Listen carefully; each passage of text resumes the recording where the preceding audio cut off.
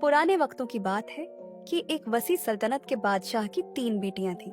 तीनों बेटियां चांद के जैसे चमकते चेहरों वाली, कलियों की मानंद नाजुक और दिल की अथाह गहराइयों से बाप से मोहब्बत करने वाली थीं।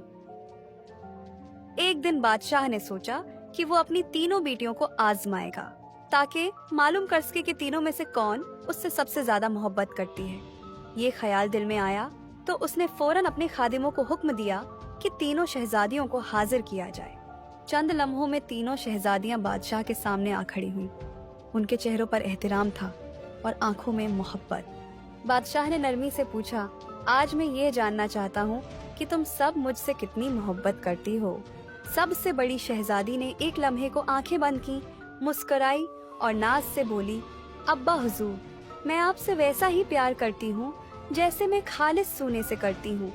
ये सुनकर बादशाह के चेहरे पर खुशी की लहर दौड़ गई। उसने फख्र से बेटी को देखा और सर हिलाया।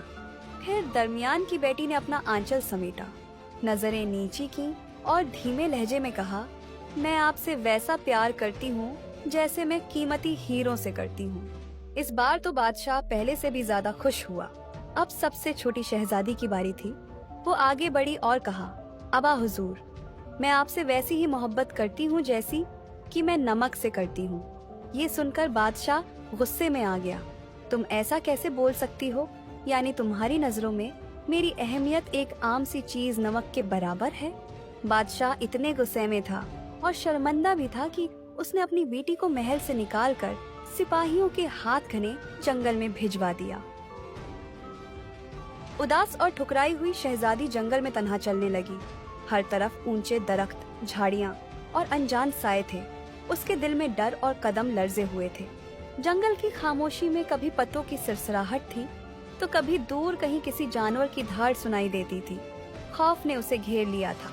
वो एक पुराने दरख्त के पास पहुंची जिसके तने में एक गहरा खला था। वो उसी खला में छुप कर बैठ गई। ठंडी मिट्टी, नम पत्तों की खुशबू और दरख्त की ओट में उसने पनाह ली। अचानक दरख्त के करीब एक घोड़ा आकर रुका। घोड़े पर से एक खूबरू नौजवान मर्द नीचे उतरा। उसकी आंखों में हैरत और चेहरे पर नरमी का अक्स था।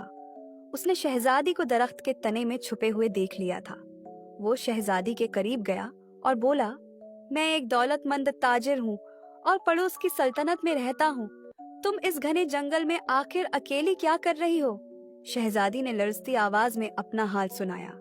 सारा दुख, सारी तन्हाई और वो प्यार जो उसके दिल में था मगर जिसे उसका बाप समझ न सका।